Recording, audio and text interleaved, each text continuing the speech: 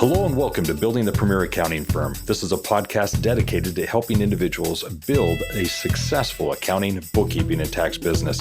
It's in this episode that we're actually going to be discussing things that you can apply in your company to build the premier accounting firm in your area. And as such, we address various things that you can actually do to help improve the services that you're providing to your client and build the business that you've always intended to.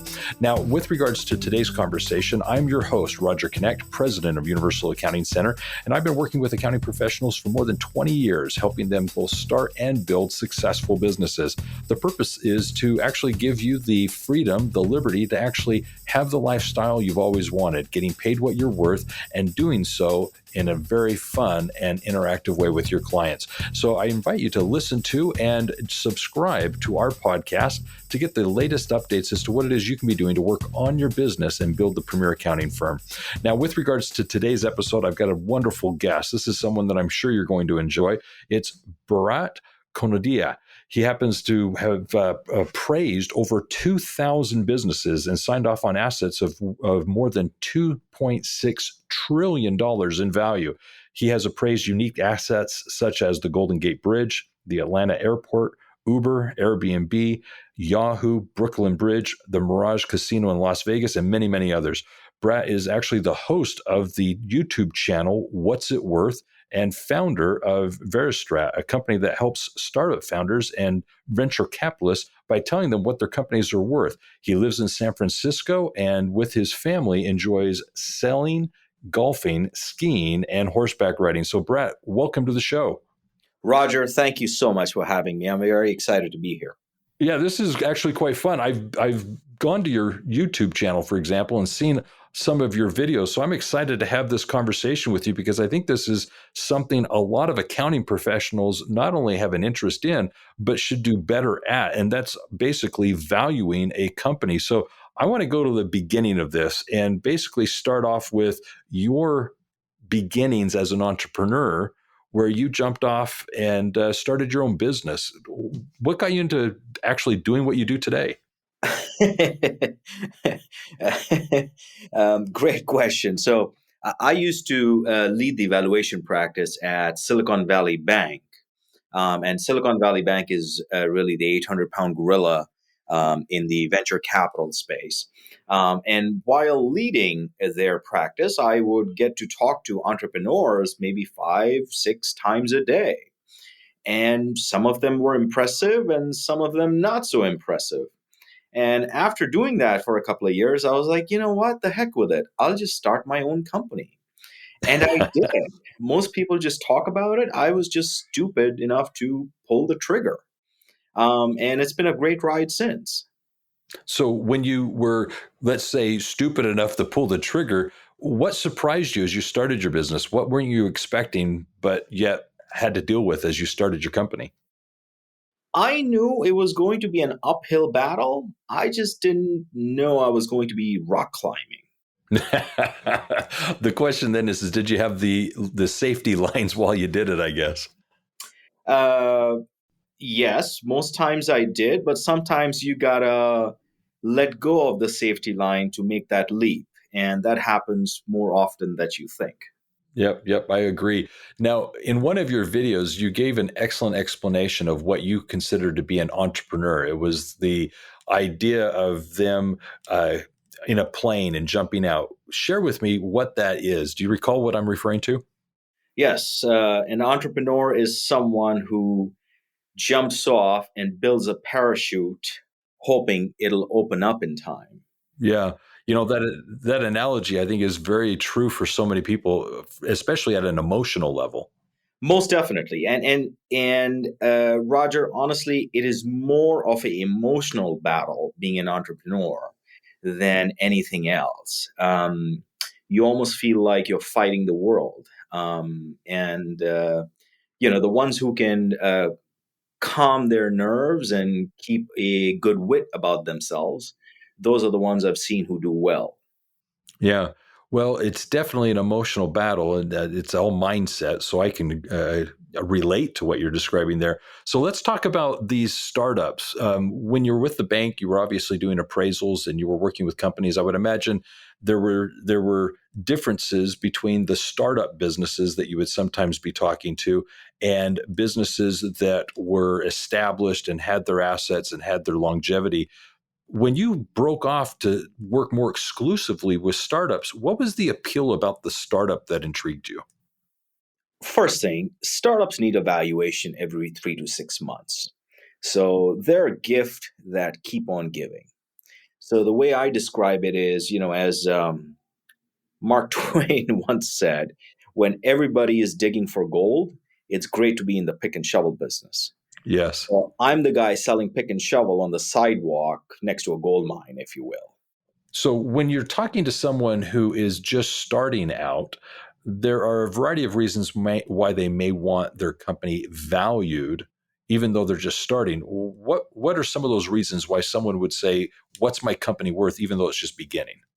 Great question. So, first reason they come to me is, hey, we're looking to raise capital. We want to raise about 5 million, but we don't know what we're worth. What kind of offer should we ask for or accept? So, they need to know how much capital can they raise for how much equity.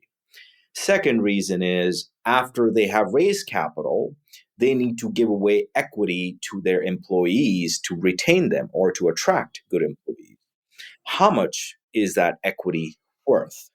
So these are the really two questions they come to me to answer. And they do this because, Roger, many people don't understand valuations is the startup currency. Uh-huh. And let me explain you why. Startups, they are lucky if they have a product. If they have a product, they may or may not have revenue, and they almost never have any profit. Yet, they need to attract customers, they need to attract investors, they need to attract employees. And how do they do that? They do that by using funny money or currency, their currency, called valuations. Oh, so and so company raised $10 million at a $100 million valuation by investment from Roger. Mm-hmm. Okay, well, that doesn't talk about anything about the company. You don't know their revenue, you don't know their product, you don't know their CEO. Yet you're already impressed. So this is going to be kind of a question that the accountants, I'm sure, are wanting to know is when you're dealing with a startup, oftentimes there isn't the revenue, the history of revenue, the cash flow isn't established. And yet there's this arbitrary, it at least appears to be arbitrary valuation, a number given as to the worth of the shares and such. And all of a sudden you're basing it either on a pro forma or forecast. Help explain maybe how that number isn't arbitrary and yet it has maybe some specific value. That number, evaluation of a startup is really based on their future. Uh-huh. And the future is really based on human belief. And I know we're supposed to talk numbers here, it's an accounting podcast, but the fact is a fact. People give money to founders who are likable, who are relatable, who are believable. And the founders who are able to establish that rapport with the investor community are able to raise money. For example, the Elizabeth Holmes at Theranos, she was able to raise $1 billion without really having a product.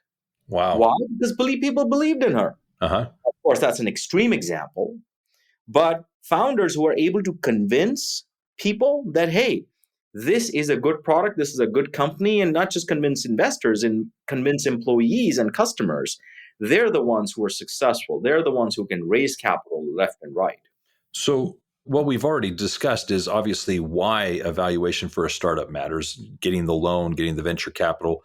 But are the valuations very accurate? What's your experience with the accuracy of the valuation after some time has progressed? One thing I do know is that there is no such thing as an accurate valuation. It is all perspective. Okay. And I say valuation is in the eye of the beholder. So, if the example that I give is if you are looking at a car from one side, you're looking at a side view, versus if somebody's looking at the car from the back or the front or the top, they're looking at a different view of the car, but it's the same car. So every person an entrepreneur talks or meets, maybe in accounting, maybe different investors, maybe bankers, they all have a different perspective on its value. Yes. So with that perspective, what can the accountant do to help with the valuation of the business? I mean, we're familiar with EBITDA, for example, but what's the accounting contributing to the valuation? EBITDA is not something startups really know or even understand, because they don't Correct. know. They really understand revenue or traffic or customers, or they have different metrics. Yeah. Accountants can help them understand how those industry specific or startup specific metrics correlate with a long term cash flow of the company. Now, in some instances, I've seen valuations where there's a net worth given to the business, even when the company is struggling from a cash flow perspective. It's yet to experience a profitable month or quarter. Tell us a little bit of how that's possible and why that takes place. Great question. So the example that I give is in 2016, if I recall, or 17, Facebook purchased WhatsApp Yes. for $19 billion. They had negligible revenue. They, of course, had no profit, and they had only like 30 engineers, yet $19 billion. What are they buying? They're really buying the user base. Uh-huh. They're really buying the platform via which users can communicate, or global users, I should say, can communicate with each other. It really is a land grab when it comes to a startup. Yeah.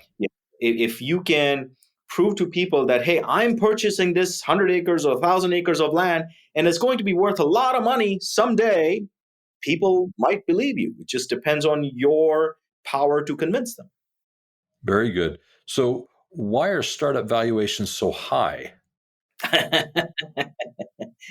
um, uh, Startup valuations are high because, again, it's a perspective. So the same startup can have three or four different valuation. It can have a investment valuation, it can have a accounting valuation, or it can have a different valuation for a investor.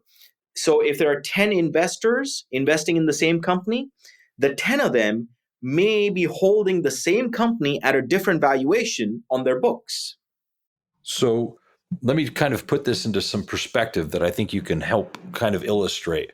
One way to evaluate an asset, the business itself, is obviously what it physically holds, what it already has within its inventory and so forth. It's the hard assets. That's traditionally what a lot of people think of when valuing a business. But another way you can look at it, and you shared it with maybe Facebook acquiring WhatsApp, is you're dealing with what does that business that's being acquired complement or bring to the table that we don't already have access to, that this can complement what we're already doing. And it could be the land grab, as you were explaining, the platform. It could be access to the users, because once we acquire those users, as they're now our customers, we can upsell them our services. And in the case of maybe advertising or maybe upselling products, all of a sudden the company has an instant customer base that they're able to upsell to. And knowing what their conversion rate is, they can see, well, if we just acquire this database, we can then theoretically monetize this by selling them all of our stuff that we already sell, and we're going to net this type of revenue. So it's different perspectives like you're describing from different buyers. They have their own unique intent, what they're trying to do with the business that they're going to acquire or invest in. And I like how you're describing it, because perspective matters. The bank views it differently than a venture capitalist. The employee views it differently than the owner. You've got different people that are coming to the table with different perspectives and different valuations, if you will. So how do you, when you go into value a business, decide how you're going to place a number on it? There are really only three or four ways of valuing anything, right? So one is how you described it. You take an inventory of all their hard assets, or even sometimes their intangible assets, and just do a summation. Yes. That's one way of doing it. Um, that way it works when the company is asset heavy. The other way of doing it is you estimate the cash flow the company will give for the next 2, 3, 5, 10 years, and you present Yeah. value that cash flow. Pretty simple. Yep. The third way of doing it is you look at what other companies in this space are selling for in the market, and you suppose that your company might be selling for the same. Example, how they appraise houses. Yeah. Problem is, these metrics only work when there is data to use. For Bingo. example, Joe Rogan sold his podcast to Spotify for $100 million, right? Correct. Now, I haven't looked at that transaction, but I would presume that that podcast doesn't have much revenue, or it might have some revenue, but revenue is nowhere close to justify the $100 million valuation. So why did they pay $100 million?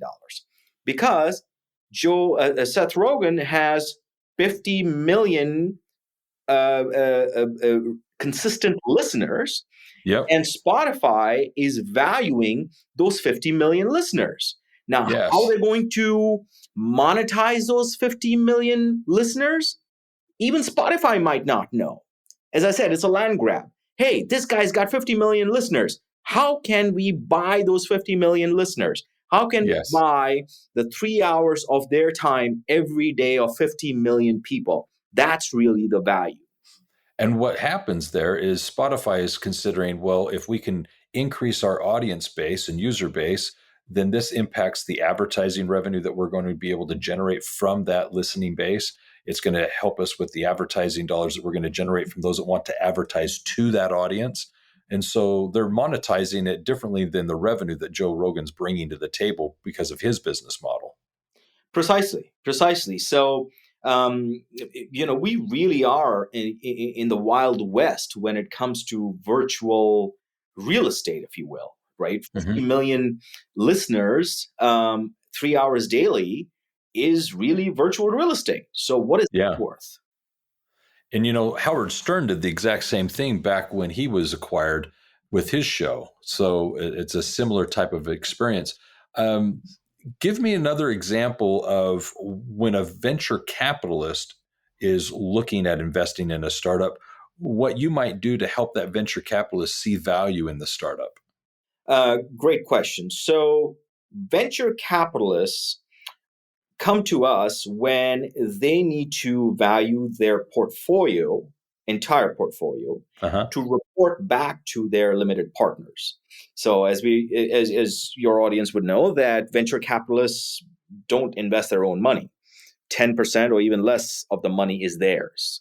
They raise capital from limited partners like large public funds, pension funds, mutual funds, public companies, etc.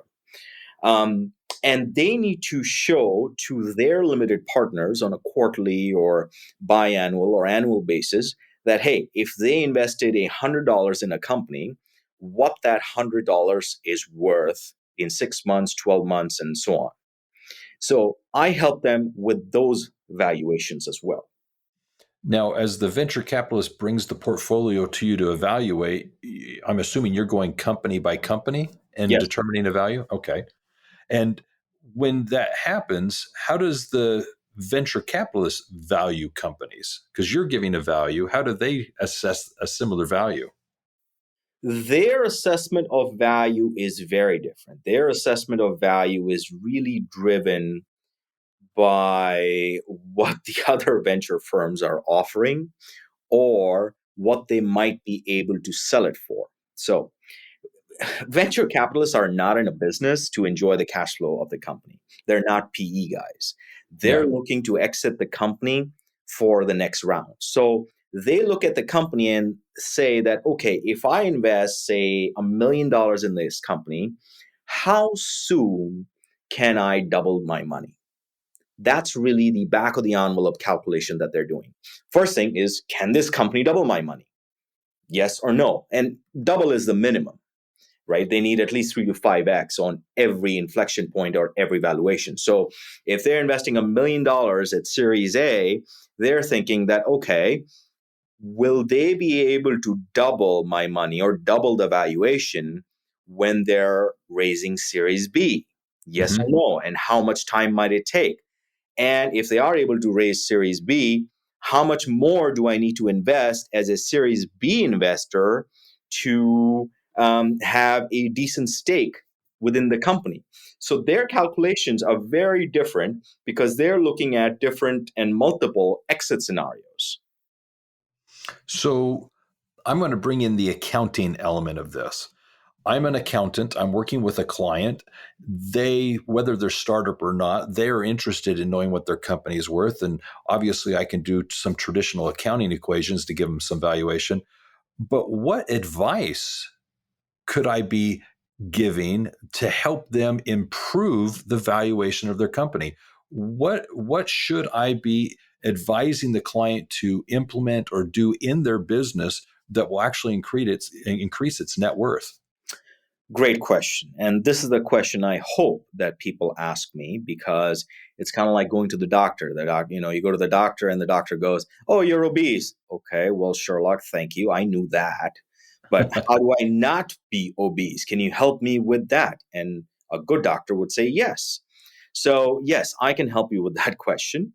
And the answer is really simple. Buyers want to invest in companies that give them consistent cash flow for which they don't have to do anything. So if the buyers can enjoy cash flow of a company and sit back and eat bonbons all day, those are the kind of companies they want to buy. Because if they have to put in 60, 80, 100 hours a week to run the company, they're really buying a job. They're not buying an investment. Yeah. So this is, I think, a very important part of our conversation. When an accountant works with a client, sometimes the client may be in a position, if they're startup or smaller, where it is in reality just a job. It's something that they're doing to make money. But when you're working with a client that has a more established company and has employees and has processes and systems, they may be more inclined to actually be considering the exit strategy. There's at some point this epiphany where no longer is the business the place I go to work, it's the asset I'm building that has a value. And mentally, there's a transition that I've seen clients, business owners go through when they all of a sudden have this epiphany of, you know what, I guess my company actually is worth something. Because sometimes they actually think that when I go to retire, I'm just going to shut the doors, lock the building and walk away, and it doesn't have any value. But once you can have this realization that somebody may actually want to purchase this, buy this, and it may have been from day one that they intended to do this, but there is an epiphany where many business owners all of a sudden realize that their company is in fact an asset, and maybe I need to work on the asset and build it out and improve it and invest in it so that it's worth more in the future. So when you work with clients, they're perhaps already at that point where they see it as an asset. But do you have any experience where the person all of a sudden has the epiphany of, I guess I am building something that has value? Yeah, I mean, if a company has ad hoc revenue, right? They make $100,000 this year, but $2 million next year, and $10 million next year, and $2 million a year after that. That company is not most valuable. The company that's most valuable is the one that has consistent revenue. For example, in an Okay. accounting firms that provide tax or audit services, which are annuity based cash flow, those are more valuable than accounting firms that provide ad hoc or consulting type of services. Now, don't get me wrong, the consulting work is it has a lot more gravy. It's a lot more profitable, but Uh-huh. it is ad hoc. It is not consistent. We don't know if it's going to come this year or next year, or if it's going to be there at all. Yet the tax and the audit work is likely going to stick for a long time if they don't screw things up. So you've just brought up the next thing that I wanted to go over is, as accounting professionals and owners of accounting businesses, what we want to do is also work on our own business. In addition to working with our clients and helping them with their companies, we want to work on our businesses. And as we're trying to consider what our company is worth, how do we go about that? So you've answered that. It's the recurring revenue. It's where we can actually show with either the bookkeeping, accounting services that there's that recurring client relationship. You've got the tax clients, the recurring customers that we've got going on year after year with the tax compliance work and so forth. Well, when you're valuing the business, what advice would you have for the accounting professional as they're trying to build and then exit their company? What's the thing they should be considering that they may not be aware of right now? So consistency in revenue is one side of the coin. The other side of the coin is really having the business run on autopilot. So if Roger is selling his accounting firm and Roger has say $100 million in revenue, but everything is manual and everything is dependent on Roger to answer the question. And if Roger were to walk away, it's not just the risk of the clients walking away with Roger, but the risk of operations not working out so well after Roger walks away. So automation or setting up systems and processes that'll help with the operations of the company, that's important. And and of course, in accounting world, not everything can be automated, right? So people say, oh, nobody can do what I do because, it can't be automated. I understand. You can never automate 100% of anything. But what can you? Can you automate 5% of your job, 10% of your job? As Mark Twain said, the secret of getting ahead is getting started. So start with automation. Start with putting the systems and the processes in place. I love what you just described, because when working with business owners that are accountants, one of the things that we try to do is really help them break down this process that you just described that needs to be automated into three key elements. And we refer to it as mapping the business. And it's identifying what can be systematized in regards to marketing and sales, so that you've got this funnel you can turn it on and off as to when you want to grow the business and take on clients. The second being the services that you provide. What is it that you're doing that is systemic, that you can have a recurring relationship with your clients? And then from a production point of view, it's truly the systems of how do you onboard a client? When you take on a client, what's that experience going to be like when they first onboard with you? What's that recurring client relationship when you do the work on a regular basis, whether it be the compliance work or the tax work? What are you doing that allows you to have that continued client relationship? And then to your point is, how do you extract yourself as the owner as being the go-to person and have the clients see the team, the company, the organization as being the thing that they're paying for, so that all of a sudden you're no longer involved in the day-to-day operations of the business. You're able to extract yourself and literally be now an owner or an investor in your own company. And all of a sudden now you're in a situation where you're able to sell the business and it exists on its own. The quote I say, I mean, you've mentioned some great quotes here so far. The one I always say is, you want to see your business as a self-sustaining, living, breathing entity. And the more you can do to have it be autonomous, the more valuable it becomes. Very, very much. And every accountant or every entrepreneur starts out by leveraging herself or himself and giving everything of hers to the business. Yeah. And that's great. That's what you need in the beginning.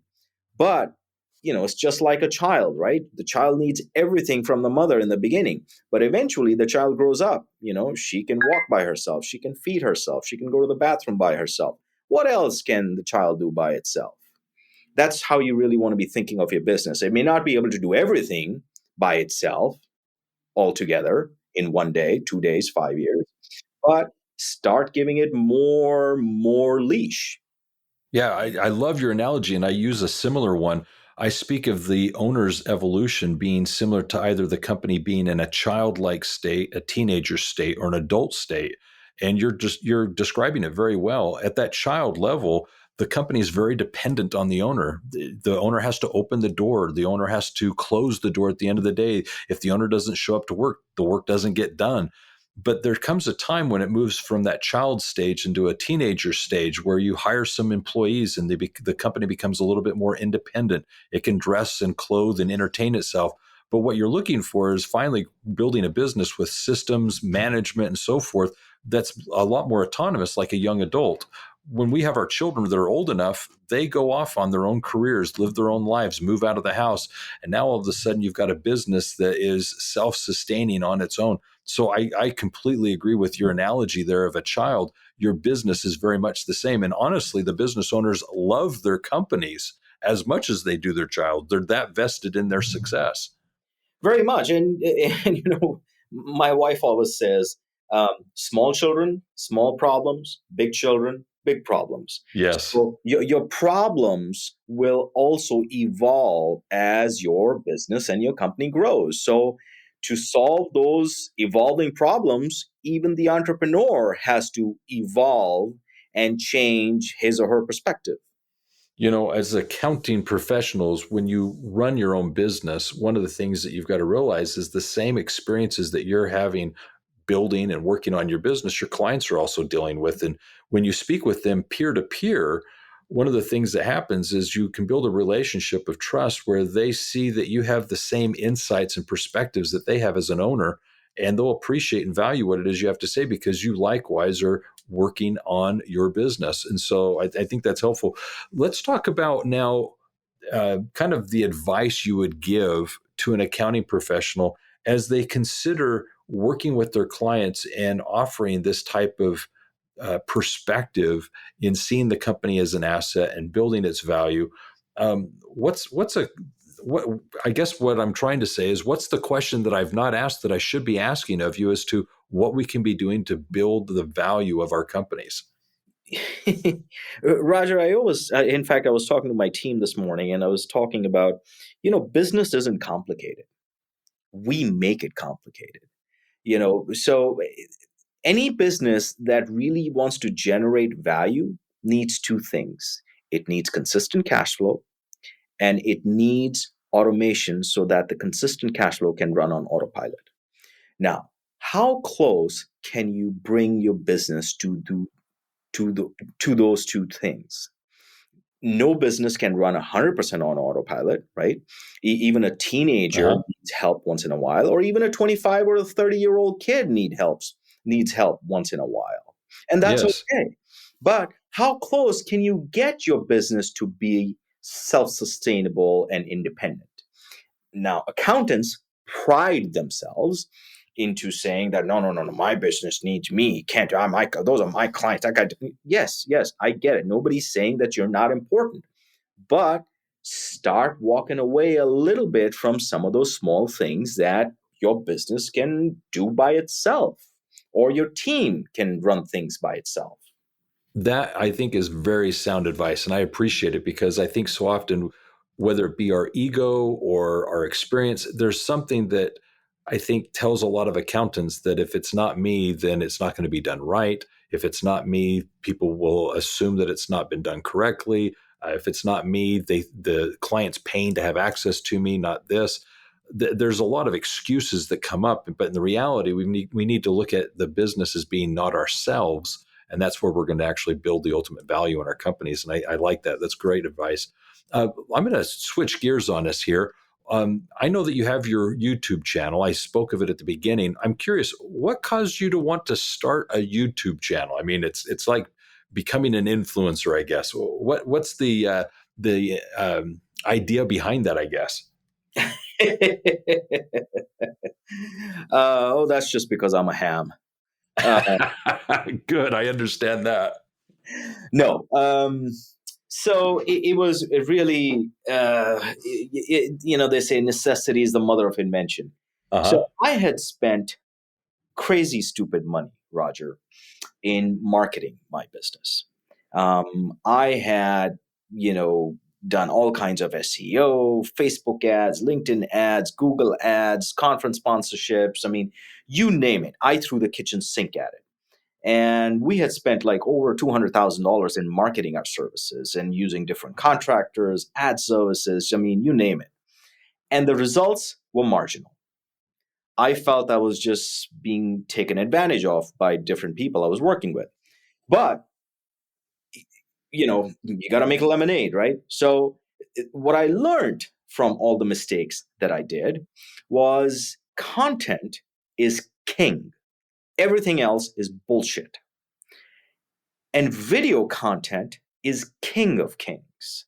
Video content is engaging, and it can be sliced and diced in multiple ways.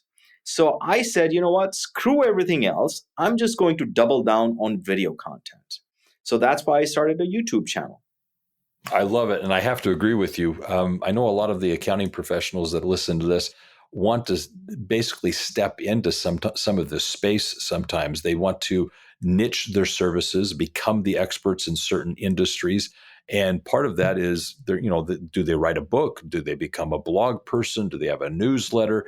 And so it's only natural to beg the question of, well, what do I do with regards to video and maybe have an online presence such as YouTube where I can have a following? And it's the content that makes it king. It's what are you doing that can complement the clients that you have that would draw them to you, and more importantly, help them see you as the expert. And I think you've done an amazing job of this. This is something that a lot of people aspire to do, and you've done a great job of it. Thank you so much. Most kind of you. And I have a lot of help. It's not me. I have a team behind me that pretty much runs 99% of everything. I just show up.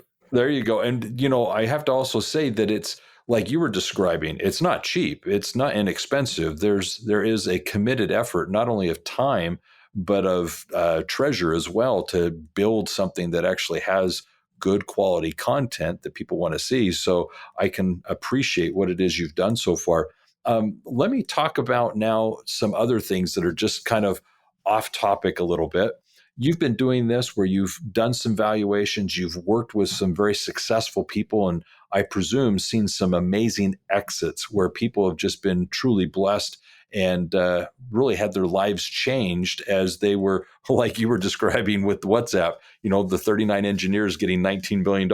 I'm just curious, what kind of story could you share with us just to maybe give us an insight to your world? I've been fortunate or unfortunate to have appraised all different kinds of assets and unique assets in the world. And I was a young engineer hired by a company called American Appraisal out of Milwaukee, Wisconsin. And one time I was sitting on my desk and my boss comes over and, he liked me. He always gave me good opportunities. And he plunks a proposal on my table. And he says, Bharat, we have this proposal with, Lloyd's of London. We have to appraise all these kinds of infrastructure assets. And you're going to start out by appraising the Brooklyn Bridge. And I'm like, what? He goes, yeah, you're going to start by appraising the Brooklyn. I'm like, I have never appraised a bridge in my life. And you want me to start with the Brooklyn Bridge? He's like, yep. I'm like, okay, all right. And he's like, oh, by the way, I have 3 guys who need billable time. So you're going to need to train them as well. I'm like, oh, okay, all right, great, thank you. Anything else? No. Oh, yeah, figure it out. And he walks away. So that was, my exposure to doing, talk about weird assets or high profile assets. Yeah. Like, don't screw that up, buddy. So it's been a joyful ride. I mean, I have, appraised Uber when it was this little dinky $30 million company. And, 2012, people were skeptical of putting their credit card numbers into an app, right? I mean, that's when that company was worth $30 million. Yeah. And, I have appraised Uber at least 50 times. And when it went from this $30 million company to, 10 billion or 50 million, whatever their exit was. So what is the most unique, bizarre thing that you've appraised? Oh, I got a whole slew of bizarre things, man. Um, Alaskan Pipeline. You're out in the East Coast. How about the I Love New York campaign? I've appraised the I Love New York campaign. Most people think it's owned by the city, but it's not. It's owned by the state of New York. I have appraised the New York thruway system, which goes from New York City all the way to Buffalo. Fascinating. People are fascinated or confused that why would you need to appraise that? And the way I explain it, right? I mean, there are many different kinds of lawyers. There's a family lawyer, there's a litigator, there's appellate law. The same way there are different kinds of appraisers. There are appraisers who appraise houses, there are appraisers who appraise companies, appraisers who appraise roads and bridges and buildings. And I am fortunate or unfortunate. I have seen all different kinds of assets and appraisals. That's incredible. I think that's amazing. So I know in your bio, we said that you enjoy sailing. So do you own a boat, or do you just try and take advantage of the opportunities that present themselves? No, I'm never mind a boat. No, as I say, the first day and the last day, right? You've heard that saying. Yep. I belong to a club. Okay. Where I just charter a boat whenever I want, and I have a nice place I can go hang out with my friends and have a beer after the sail. I love it. Love it. How about golfing? What's a specific place you've been that you particularly liked or enjoyed? When I was young, I would spend stupid money in playing at expensive golf courses. And what I learned that the more I paid to play around a golf, the worse I got. Okay. So I stopped paying crazy money for expensive rounds of golf. Now I golf at a club that's close to my house, 5 miles, and I golf once a week. As I say, I'm a recovering golfer. I do okay. A good day for me is if I break 90. I'm a decent bogey golfer at my best day. I love it. I love it. So I'm curious, do you have any aspirations of playing anywhere specific? I am going to figure out when to play at Pebble Beach or at Spyglass and take a couple of clients so that I can expense it. There you go. Good, good. How about skiing? Is this water skiing or snow skiing? Downhill, snow skiing. So skiing is exhilarating. I love it. I just find it very peaceful. We're very fortunate living here in Northern California. I can literally ski, golf, and sail all in one day. So we ski in the wintertime. We go to Tahoe or Mammoth Lakes, and it's just fabulous. I love it. So horseback riding, do you own any horses? God, no. No, I belong to a stables, and I just go there and ride around. I'm not a expert. I am not one of those corsage type of riders, but I do trail riding, and it's just a good way to get out in nature. And instead of walking when you're on a horse, you get a very, very unique perspective. Very true. I agree with that. Yeah. Here's another question for you. What are you grateful for? I am grateful for the life I have. I mean, I live in Northern California. I have a great family. I have a great business, and I get to talk about my work. I mean, it doesn't get any better than this, Roger. Amen to that.